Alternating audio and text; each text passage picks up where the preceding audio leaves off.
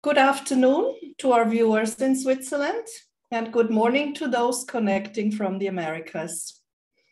I hope that all of you have had a healthy and powerful start of 2023. In the name of LATCAM, it is my absolute pleasure to welcome you to our first webinar of the season, which is being offered by our Patron member UBS and focuses on Latin America in the year of inflections. I don't know about you, but I personally find the word inflection very appealing. It basically means the bend, the curve, the twist, the turning point, or the change of trajectory. After a most challenging 2022, what are investors up against this year? Does it mean that we are close to the peak of inflation? How long are interest rates expected to rise? What opportunities should be seized that will more likely contribute to economic growth? Are there any safe havens at all coming our way? This and much more, I'm sure, is on all our minds. Luckily, we have an expert talking to us today about what realistic expectations should look like in 2023, and to what extent we may engage in some cautious optimism. Many of you who have been following our webinars for the past 3 years remember him. He is the Chief Investment Officer, Emerging Markets Americas at UBS Global Wealth Management in New York, and he has been a distinguished guest speaker on our screen 2 times before. We are thrilled and privileged that he has accepted our invitation once again to join us for this hour. A very warm welcome, Alejo Czerwonko. Thank you, Tatiana. How are you? Great to be with you. It is really great to have you with us. Before we start, I would like to remind our audience that we are recording the session and will post it on our YouTube channel, LATCAM Switzerland. Also, Alejo has kindly agreed to put his slide presentation at our disposal after the webinar. You will be able to find it on our website under events. There will also be time for Q&A after the presentation. As usual, please submit your questions in writing in the Q&A section. I will take them by order. Now it is my pleasure to hand over to Alejo Czerwonko. Tatiana, thank you so much for the invitation, for the kind introduction. It is terrific to be here with so many people and so many good friends that I see in the attendee list. For those of you who don't know me, I'm calling in from New York City. I'm originally from Buenos Aires, Argentina. I've been living in New York for the last 15 years. The first 5 were with the goal of getting a PhD in economics at Columbia. And I have, for the last 10 years, been working with UBS, doing research and investment strategy in the realm of developing countries, in particular Latin America. Today, I have the pleasure to lead the efforts in the emerging market space with a focus on the Americas. And I complement my, let's call it day job, with a few evening jobs. One is I teach at Columbia University. I was there last night. The course is focused on explaining how we went from not being able to invest in emerging markets, invest in Latin American bonds, stocks, currencies 40 years ago, to being fully able to invest in bonds, stocks, and currencies today. How did we get from there to here? There have been, of course, plenty of booms and busts, as we all know, over the last 4 decades. So that's what I do.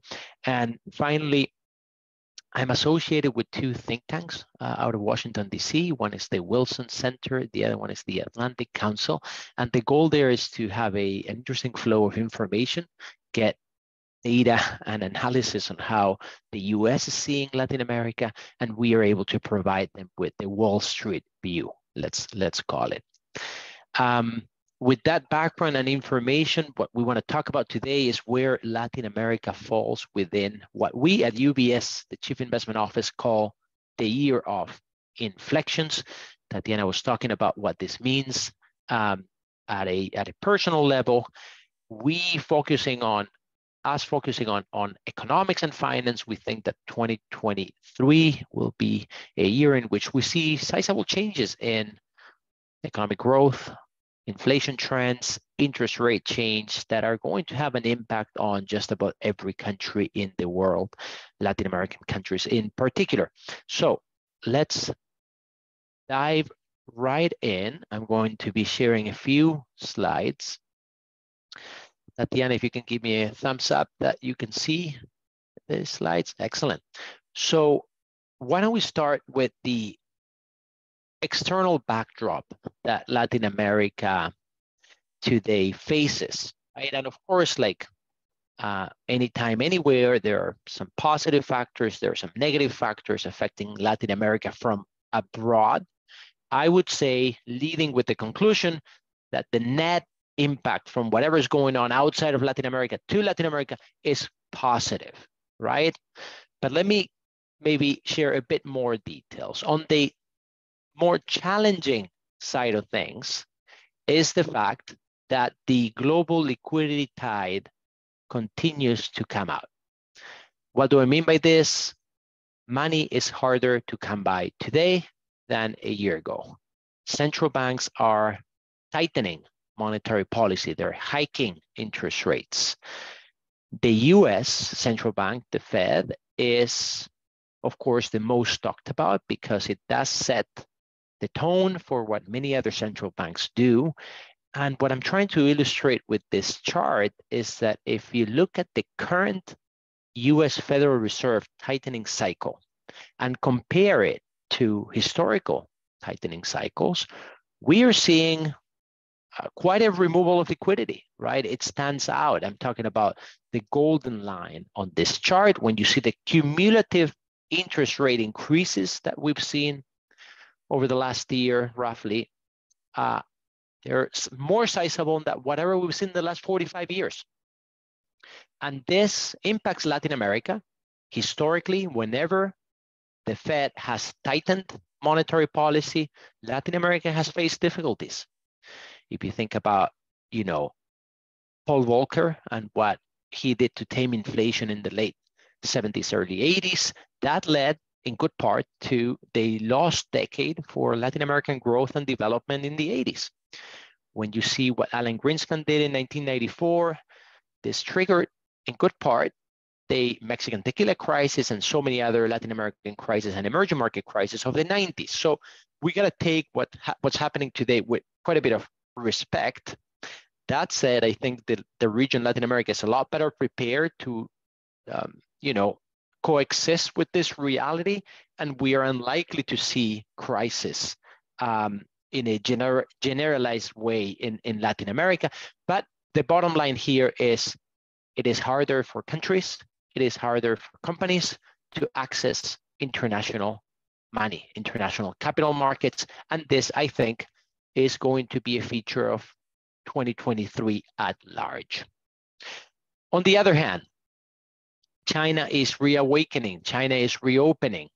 We're talking about the second largest economy in the world, 1.4 billion people, 50% of the entire production in the world of copper, iron ore, nickel is consumed by China. If you think about 2019, the last quote unquote normal year, 150 million international Chinese travelers explored the world, and they spent that year the equivalent of the entire GDP of Portugal in international travel. So this is a big deal, and I'm simply illustrating it on this slide with national box office at movie theaters in China, and you see the spike. This happened from one day to another, very aggressively against most expectations, including mine. And what we're seeing is China engineered the equivalent of a recession in 2022, and is by the same token engineering the equivalent of a sizable expansion reacceleration in 2023. And this, of course, is good news for Latin America, primarily through the commodities consumption channel, but also at the margin through tourism, as I described, right? So you get a few tailwinds, you get a few headwinds. I think for 2023, the external environment story is marginally positive for the region. But I wanted to also share some secular thoughts regarding what's going on in the world at large beyond 2023, which I think will have an impact, a sizable impact on Latin America. And that has to do first and foremost with recognizing that we live in a brave new geopolitical world as a result of quite a bit of an increase in income and wealth inequality. And as a result of a transition from a unipolar world in which the US had undisputed influence over global affairs to a multipolar world in which the US needs to share the stage with countries like China in terms of global affairs. For all these reasons, we're seeing more conflict within countries and between countries. And I think this is here to stay. I'm simply illustrating it on this slide with the Global Economic Policy Uncertainty Index. It's a lot more difficult to read where we're headed in terms of economic policy decisions within countries and between countries. And this is a reality. I think it is unlikely to go away. And as investors, we need to internalize it. It is uncomfortable, but that is what is going on. And make the best out of it. For Latin America, I think this means at least two things. We are entering an era where security matters a lot more. I'm talking about energy security, I'm talking about food security, I'm talking about cyber security, and of course, traditional military spending, as we're seeing in Germany, we're seeing in Japan, and so many countries that in the last couple of years have really flipped 180 degrees in terms of their approach.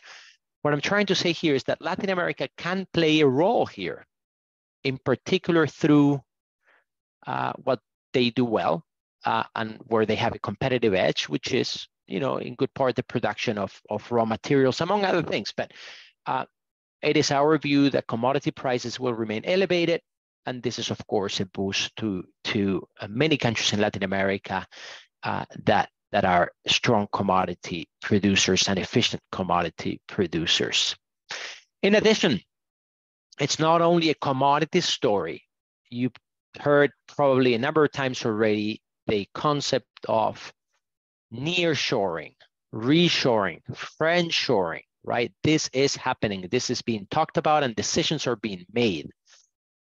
What I'm showing you here is simply the announcement of supply chain movements away from, say, countries like China to countries like the US, very sizable peaks, and Latin America can benefit. Of course, Mexico is at the forefront of this development. Even despite domestic policy initiatives, money is flowing in. The north of the country is booming, right? As a result of this foreign direct investment, thanks to these friendshoring trends. I do think other countries in Latin America can benefit from this.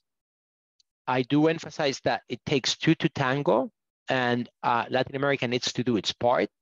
Unfortunately, I do not see a lot of appetite and strength and energy from Latin American policymakers outside of practically anywhere that to go and try to convince multinational companies that friendshoring to Colombia, to Chile, to Argentina, to Brazil is a good idea. I hope we wake up to the reality of this opportunity and start pursuing it more actively. But even with almost zero effort on the part of Latin America, countries like Mexico are benefiting and will continue to benefit. So that is the external story and how it's impacting, I think, Latin America. Why don't we talk about a few Latin America specific developments now that I think are noteworthy. The first one is in this context of the liquidity tide going out, that is lower availability of liquidity. We have learned from past mistakes. We're better prepared to handle this. And Latin America has been one step ahead of many other countries in the world, including developed markets, in terms of getting ready for a lower liquidity environment, protecting currencies, protecting economies against the impact of higher inflation and Fed tightening, US Fed tightening. What you can see here is that on the tan line, Latin American central banks are independent. Latin American central banks have been hiking interest rates in some interesting cases a year ahead of the US Federal Reserve. And this is something that has helped maintain macroeconomic stability in challenging times, right? So by and large, I think the overall macro picture in Latin America is decently healthy, of course, with some exceptions. I'm showing here 4 key macroeconomic variables for the 6 largest Latin American economies. Top left, GDP growth, top right, inflation, bottom left, current account picture, that is the external accounts of the economy, bottom right, budget balance, that is the fiscal side of the economy. And the picture that emerges here is one of fairly stable, yet I have to admit, mediocre GDP growth in most countries. Inflation that is starting to come under control in the majority of countries: Brazil, Chile, Colombia, Mexico, and Peru. Argentina is the clear outlier, and it screws up the chart here. Secular challenges there, unlikely to go away. But other than Argentina, the inflation picture looks a lot better in Brazil, Chile, Mexico, Colombia, and Peru. The external accounts of Latin America show moderate current account deficits in most countries, healthy financing of those current account deficits through foreign direct investment in many countries, with risks in Chile, with risks in Colombia, where external imbalances are a little bit more pronounced. This is manageable, but you got to proceed with caution. And finally, we know Latin America has historically spent beyond its means when it comes to the fiscal picture. That said, imbalances are not extraordinary. And in most countries, I think this is manageable, with the possible exception of Argentina, given the complete lack of access today to international capital markets and the lack of existence of, deep domestic capital markets. So the main takeaway from this slide is there aren't major imbalances in Latin American economies. I think it is unlikely that we see major blow-ups and crises, as has been the case whenever the Fed has hiked interest rates so aggressively in the past. We have learned from our mistakes, and we're better prepared to face what's in front of us. Of course, the key question mark, a lot of uncertainty, has to do with politics. I would say that there is a description in certain media outlets and policy circles that Latin America is experiencing a wholesale shift to the left. I think this is a mischaracterization. What's going on in Latin America, I think it's more appropriately described by disruption relative to continuity of whatever political regime is in place at the time of the election. This is different from wholesale shift to the left or wholesale shift to the right. The majority of elections are falling within the let's disrupt the status quo, right? If you had a left-wing government, people are going for right-wing. If you had a right-wing, people are going for left-wing. And as a result of dissatisfaction, people are quite fed up with stalled progress in terms of quality of life, public services, a suboptimal management of the pandemic, and therefore politicians have suffered in the polls, whoever has been in office, right? This is important because, yes, some high-profile victories in Chile, Boric, in Colombia, Petro, in Peru, formerly Castillo, in Brazil, Lula, are solidly left-wing. But what I'm trying to say here is this is not an ideological change from the electorate. People are looking for results, and if these left-wing governments do not show results, pretty quickly the tide can turn again, and people are going to look for alternatives. And this is also important when reading upcoming elections, in particular elections in Argentina this year, where I think the pattern will more likely than not hold, in which disruption is more likely than continuity. Let me put all of this together in terms of what we focus on at the Chief Investment Office of UBS, which is investing in public markets. I'm talking about publicly traded equities, bonds, and currencies. And I would say our baseline scenario contemplates quite a bit of stability, well-behaved currencies in Latin America this year. For you to have an idea, when it comes to the largest and arguably more liquid currencies in the region, the Brazilian real and the Mexican peso, we, as you can see in the red lines, dotted lines on this chart, the behavior is fairly benign. We're penciling in a Brazilian real that trades around the 5.25 against the dollar in coming months, a Mexican peso that stabilizes below a level of 20 to the dollar in coming months.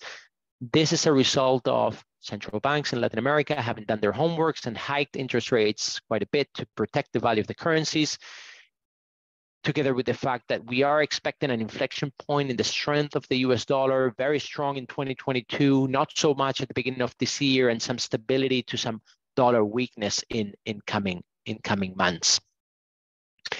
In addition, it is our view that investors can find pretty attractive opportunities in Latin America fixed income. There are very well-run companies, very professional companies operating out of the largest Latin American economies that in quite a number of cases are unduly punished in terms of their cost of capital simply because of their zip code, right? The country in which they are headquarters, while in our analysis, they have nothing to envy in terms of how professionally run they are relative to many companies in the developed world. Regarding sovereign risk, country risk, we see certain stability in the aggregate with some nuanced views, particularly some potential compression for country risk in Peru, potential compression for country risk in Argentina.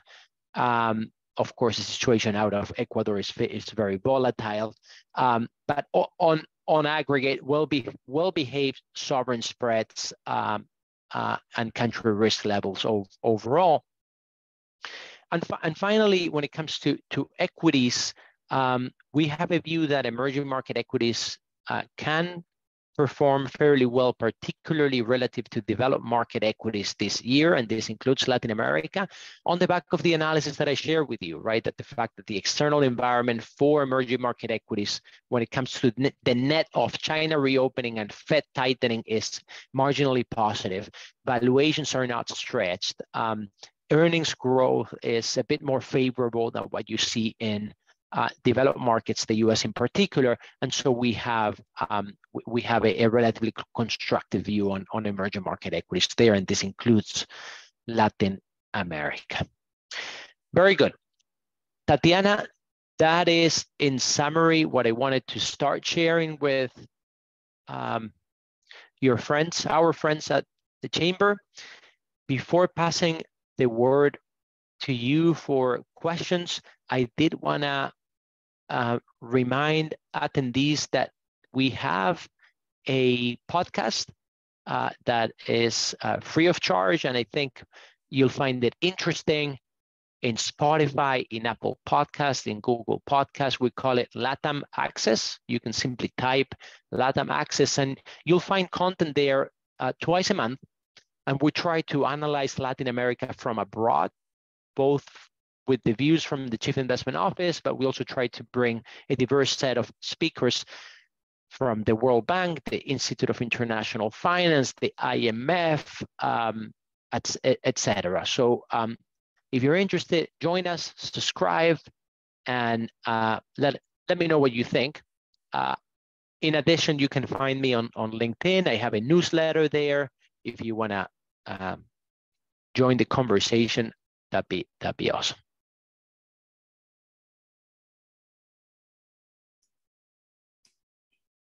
Wonderful. Thank you very much, Alejo, for this presentation. And I know that some questions are already waiting, but as the privilege is of the moderator, I will take my own question first.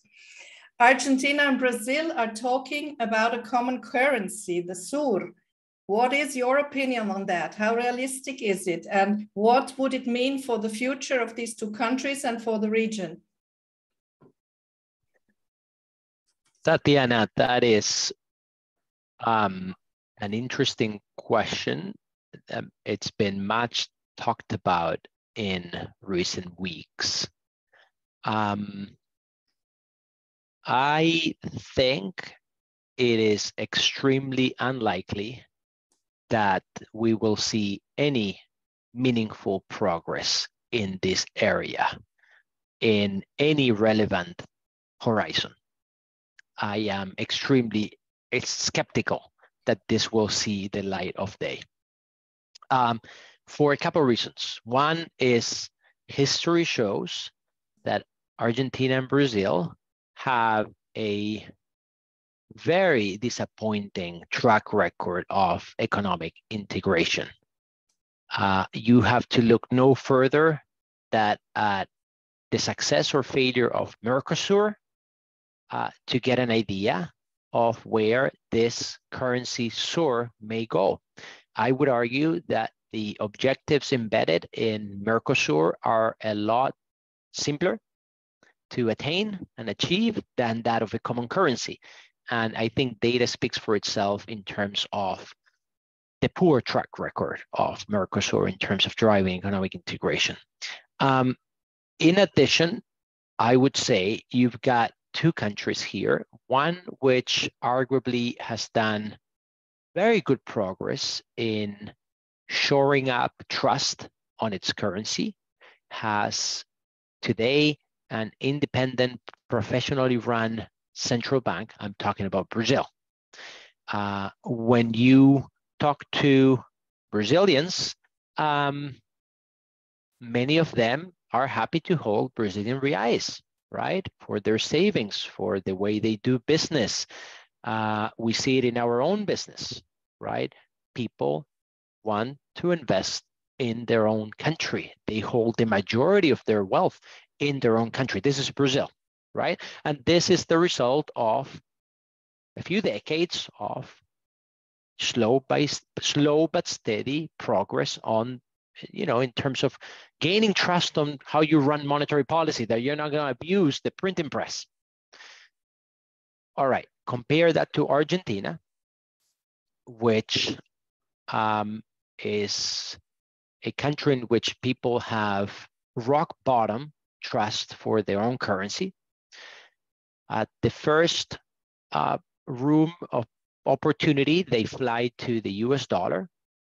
The US dollar is enshrined in common perception and in the way to do business. Inflation is pretty close to triple digit as we speak. So, I mean, it is my view that it would be suicidal for Brazil to associate itself with Argentina on the monetary front, right? After so much work, gaining credibility, you would probably lose it pretty quickly. In sum, I think this is mostly just a political theater that is very unlikely to progress. Fair enough, thank you. I will then come to the first question that has been forwarded from Linda Walker. What is the end game for Peru?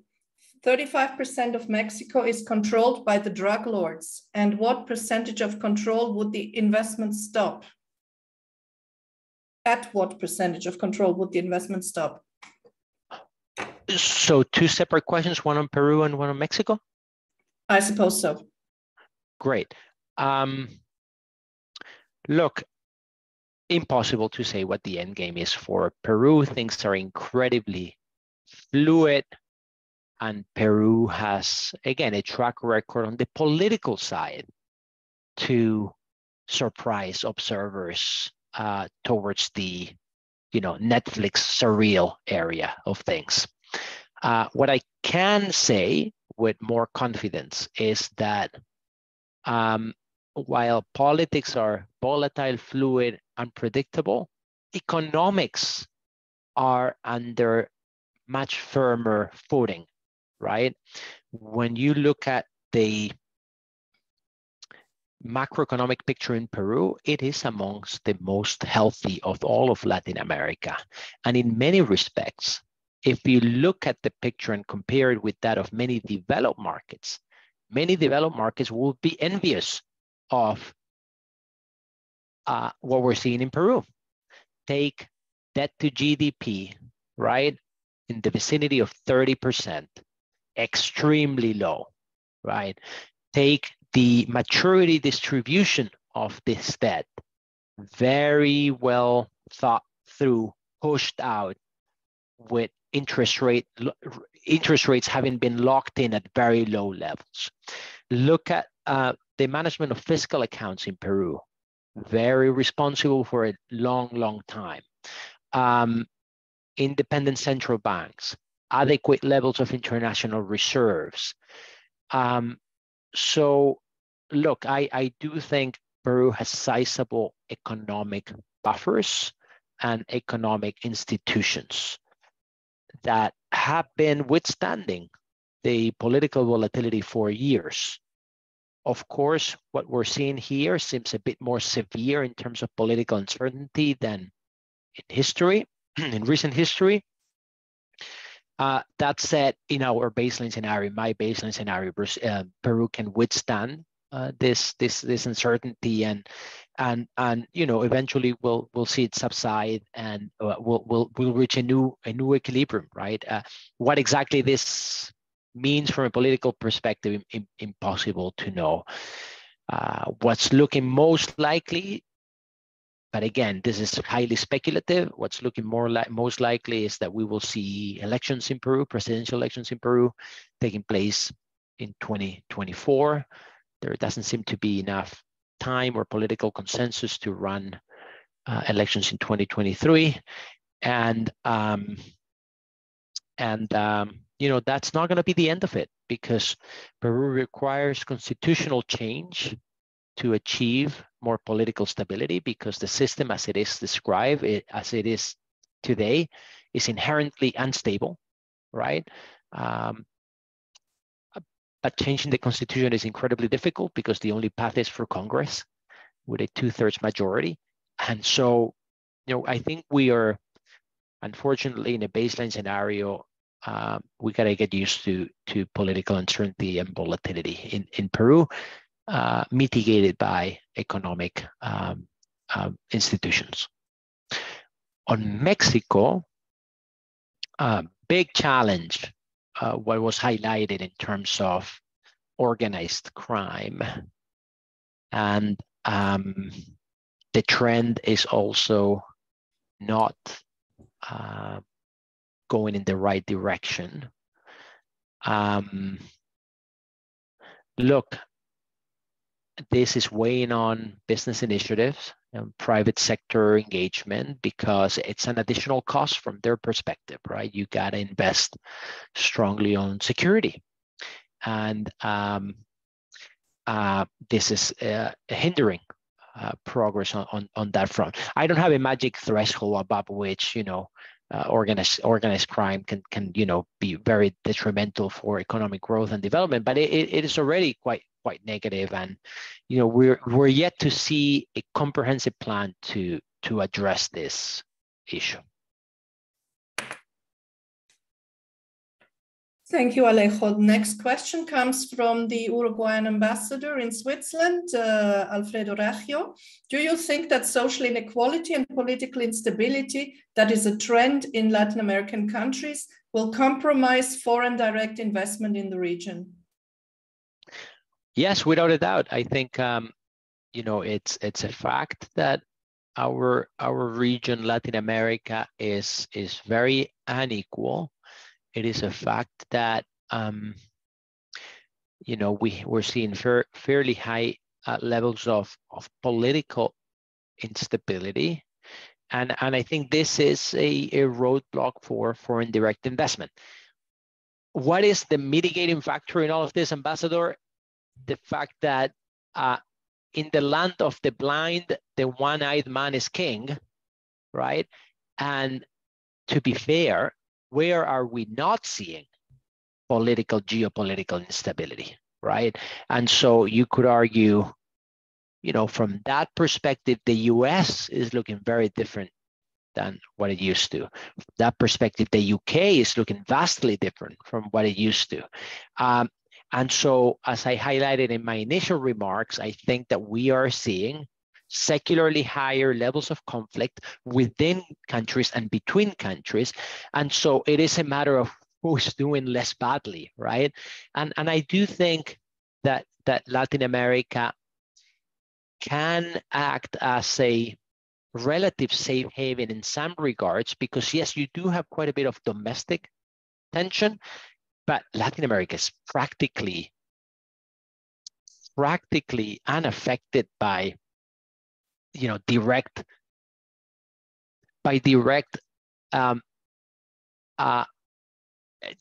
major geopolitical conflict, right? I mean, really far away from the war in Ukraine, can potentially take advantage of the conflict between the US and China, given its geographic location, given its policy priorities. And so it's a difficult question to answer. I would just say that this is a global phenomenon that is not just affecting Latin America. Thank you, Alejo. Next question from Angelica Hernandez. What is your opinion on Venezuela regarding opportunities arising with unofficial dollarization and, on the other hand, the Russia conflict, putting lights on Venezuelan reserves again? Are sanctions going to disappear? FDI increase? Yeah, look, I think we are getting data that the Venezuelan economy has turned a corner from inexplicably depressed levels, right? So you're seeing good percentage changes from ridiculously. 1 second. Yeah, it's good again, your microphone. Yes? Yep, fine. I'm just making sure. No, it's off again. Yep, can you hear me now? Yes. All right, sorry, weird technical, but I think we're back. Yep, fine. From inexplicably low base, right? Very depressed levels of economic activity. And this is as a result of a new additional policy pragmatism on behalf of those in charge, letting the economy de facto dollarize and letting prices adjust more freely, and in short, just less interference of the government in the economy, right? From an international investor perspective, sanctions are the key. And the sanctions regime on Venezuela today remains very onerous, very sizable, right? What we've seen in terms of specific headlines regarding Chevron is very marginal tweaks at the margin. This is not moving the needle. And it all boils down to predicting what the US administration is going to do with Venezuela sanctions. And I'm not in the business of predicting that. It's incredibly challenging. I do not have a view on that. But I would say it is a necessary condition for a more sustained economic recovery. Next question is from our board member, Carlos Represas. Alejo, as usual, a very comprehensive presentation. Question, if you would have an important amount of money, in which country of LATAM would you invest it? Or would you simply skip LATAM? Yeah, look, I mean, our approach to managing wealth puts at the center of everything we do maximizing the match between what you invest in and where you want to, what you want to achieve, right? So it's goals-based investing. You got to start by asking, what are my personal objectives with this money, right? At a personal level, at a corporate level, where do I want to go? What do I want to achieve? Short-term, medium-term, and long-term. And then, only then, you try to invest in order to maximize the probability that you get to those goals.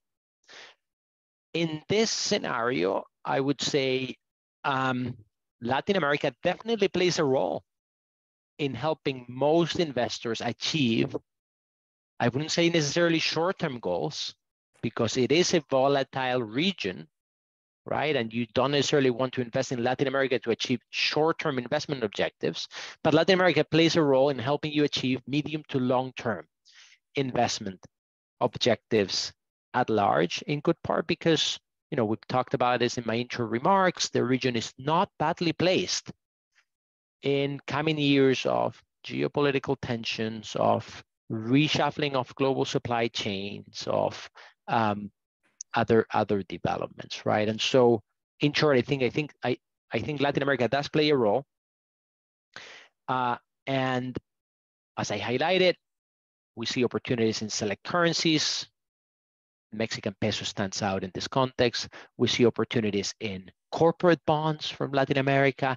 We see very high quality issuers in Brazil, in Chile, in Colombia, in Peru, in Mexico, among others.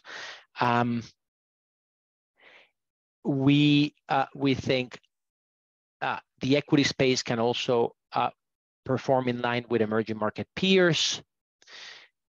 So there's a range of investment ideas. It's about suitability, right? How likely are these investment ideas to help you in particular achieve your goals, right? And the difficulty of answering that question is each person's goals is completely different from another. And the starting point matters, right? You gotta gauge how much exposure you have to Latin America to begin with. I'm not familiar whether get family, property, interest in private companies. This matters. You gotta look at the whole picture holistically. So that's another consideration. Mitigate home biases, right? If you already have a lot of Latin America, do you really want to add Latin America? But that's an answer we'd give to a Swiss person, right? If you already have a lot in Switzerland, you work in Switzerland, you have a property in Switzerland, do you really want to add to Switzerland? Those are some additional considerations. So no one size fits all, but definitely Latin America plays a role. Can I add to Carlos's question in terms of commodities? Is there anything that you are particularly familiar with or would recommend or think there's a major opportunity there? Regarding commodities, I think select assets in Chile, Colombia, Peru, mostly Chile, Peru, and Brazil look they offer the best risk reward to take advantage of that. Okay, thank you. Let's go to the next questions. Thomas Nett asks, in your political matrix, where do you see Mexico today and after the 2024 elections? Yes, look, I think Mexico has historically too not always danced to the same tune as the rest of Latin America politically, right? Interestingly, I would argue, despite what we discussed, the prevalence of organized crime and this being a challenge, Mexico is politically relatively stable these days, right? And again, relative is the key word. I'm not saying that, you know, what we're seeing out of Mexico from a politics and policy perspective is encouraging, but you know, you've got a well-established president that has very high levels of popularity, that has, you know, still quite a bit of runway in terms of his current term. And with the information we have today, which is Morena has amassed a very high stock of political capital, and the competition is thin. Our baseline scenario today is that we will see a successor of Andrés Manuel López Obrador remain in power after the presidential elections that are upcoming, right? I'd say almost hand-picked successor of Andrés Manuel López Obrador. That's with the information we have today, acknowledging that in Latin America, even a month can constitute a very sizable change. But we've seen quite a bit of stability for a number of quarters, right, in this realm. And therefore, that is, if we had to guess today, that would be my best guess. Okay, I'm now taking a question from Philippe Nel, our honorary ambassador here at LATCAM. You said that Latin America's central banks have raised interest rates 1 year before the US and should not face the same consequences as under past high interest rate increases in the US. Why did Latin American countries raise their interest rates earlier with rather modest growth and modest inflation, except Argentina? Why is Latin America better sheltered in 2023 than during previous periods of strong US interest rate increases? Excellent. Ambassador, first off, let's talk about concrete countries, right?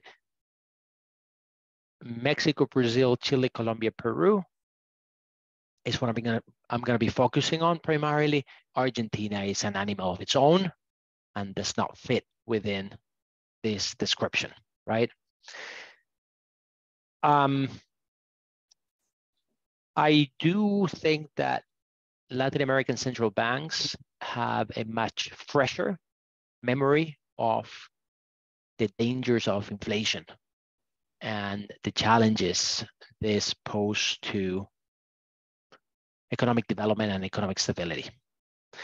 And they, for that reason, are more sensitive to changing inflationary dynamics. And when we saw this great reflation post-COVID, they were among the first to perceive it and not underestimate it as transitory, right?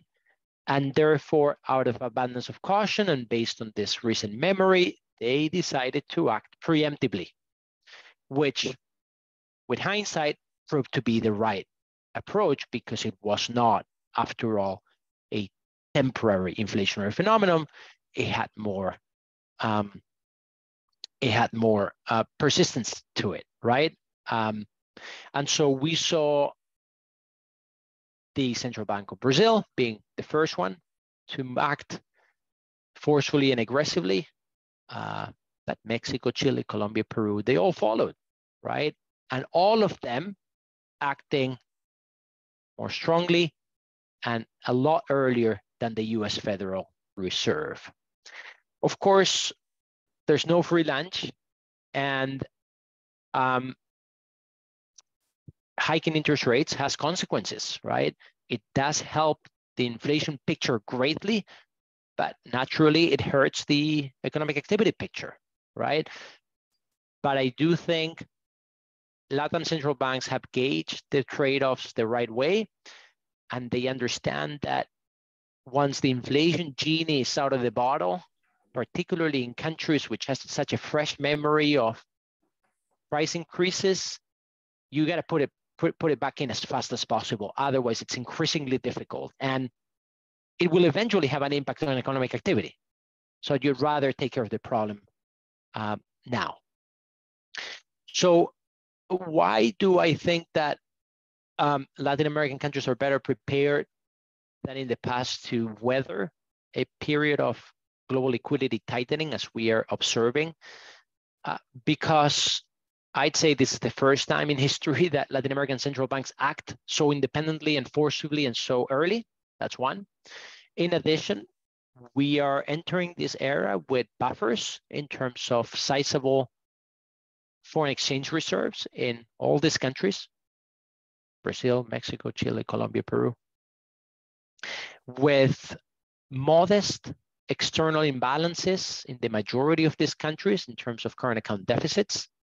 What is a current account deficit? It is a reflection of an economy that is living beyond its means. It's a reflection of an economy that constantly needs international capital to finance that living standard, right? So if you have a large current account deficit and money becomes scarcer, it's harder for you to finance that current account deficit. The good news is most countries, I'm talking about Mexico, I'm talking about Brazil, I'm talking about Peru, have a very manageable current account deficit. The exceptions are Chile and Colombia, some mitigating factors, but that's where, you know, they gotta be a bit more careful.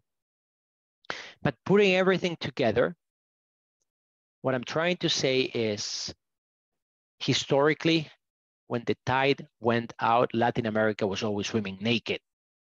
I don't think that Latin America is swimming naked this time, right? And let's put Argentina aside for a minute. That's a very idiosyncratic and specific story with challenges that, you know, have been in place for a long time and go beyond the global liquidity cycle. Thank you, Alejo. Now, as the time is advancing fast, I would like to take two questions together from our two vice presidents. Linda Walker asks, who will be the candidates for the presidency in Argentina and who might win? And Gabriela Lippe Holst, our other vice president, asks, what is your view on Paraguay's elections and its impact on FDI? So Argentina and Paraguay. Very good. Starting with Argentina, the fact is that we have primary elections most likely in August. We have general elections for president and Congress and part of Congress in October, and a likely runoff in November. So it's a politically charged year for Argentina. Regarding candidates, I think it's too soon to define exactly who's going to run, but the suspects are the usual ones, right? So you've got Rodriguez Larreta, Patricia Bullrich, and Mauricio Macri on, you know, the right side of the spectrum. You get Javier Milei on the further right side of the spectrum. You've got the current finance minister, Massa, towards the left. And of course, you know, either some sort of Cristina Kirchner or La Cámpora further left, right? And I think the puzzle pieces are still moving around. What I think is likely is that we will see some disruption to the status quo.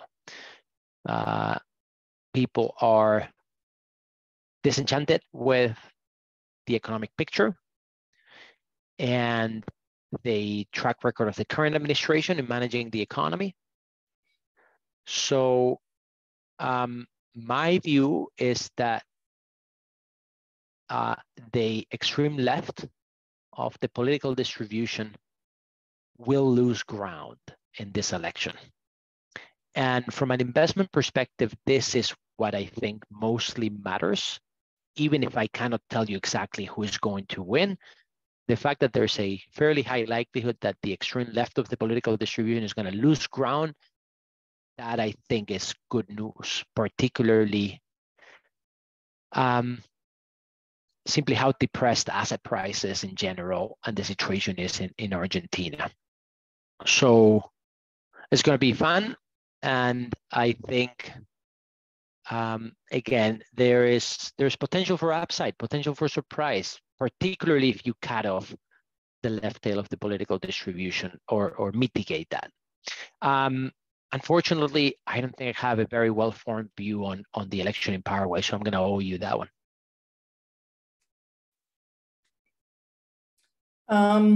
I am going to take one more question. How much more time do you have, Alejo? Are you very tight on time, or can we go 5 minutes beyond the hour? Let's take 2 more, if that's okay. 2 more. Okay. I have Ulrich Frey. Do you see any development towards a higher local value added to Latin American raw materials? Let me see if I understand. Is this a taxing question? Can you? I don't know. Oh, I see. Any development towards a higher local value added to Latin American raw materials? Look, I think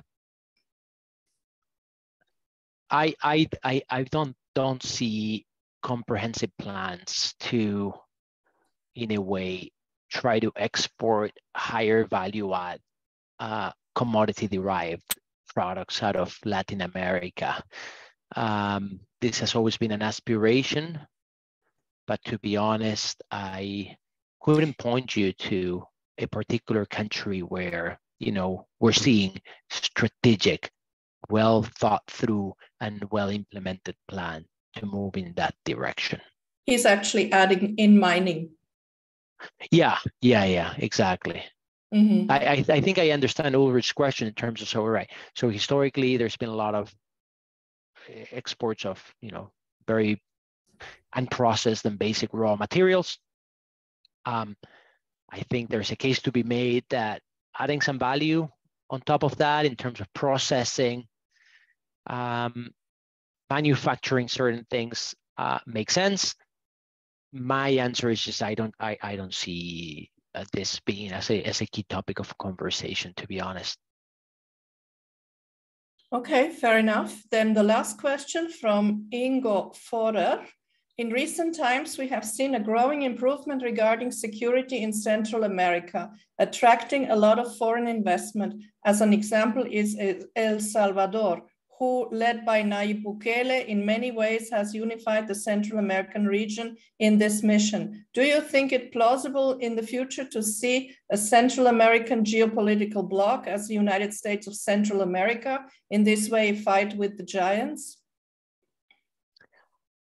I think international cooperation is very often the right answer to many challenges. And I would describe the improvement in security in Central America as of late to be marginal at best.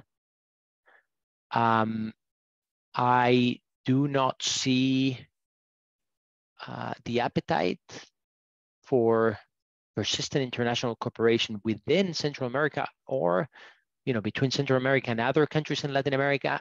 And importantly, I think you got to bring the United States into the conversation here.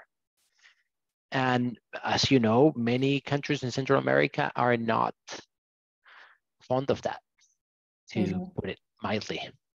And therefore, I do think Central America faces secular security challenges that need a more systematic and cross-country plan to solidify those gains that you describe.